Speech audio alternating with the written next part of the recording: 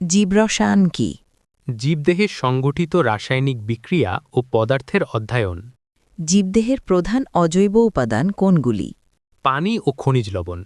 জীবদেহের প্রধান জৈব উপাদান কোনগুলি?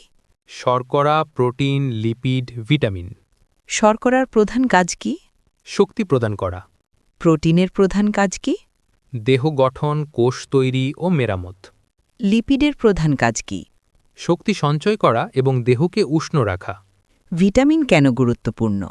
দেহের স্বাভাবিক কার্যক্রম বজায় রাখা ও রোগ প্রতিরোধে সাহায্য করা। পানি জীবদেহে কি কাজ করে? পুষ্টি পরিবহন করে এবং তাপমাত্রা নিয়ন্ত্রণ করে। খনিজ লবণ কেন প্রয়োজন? হাড়, দাঁত, রক্ত গঠনে সাহায্য করে।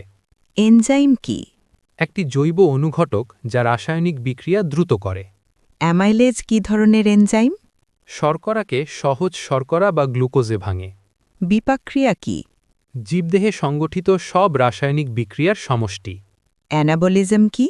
গঠনমূলক বিক্রিয়া যা নতুন জৈব পদার্থ তৈরি করে। ক্যাটাবলিজম কি? ভাঙনমূলক বিক্রিয়া যা জটিল পদার্থকে সরল করে শক্তি উৎপন্ন করে। শক্তি উৎপাদনে কোন জৈব পদার্থ বেশি ব্যবহৃত হয়? শর্করা। দীর্ঘমেয়াদী শক্তি সঞ্চয় করতে কোন পদার্থ ব্যবহৃত হয়? লিপিড। কোষ ও দেহ গঠনের প্রধান উপাদান কোনটি?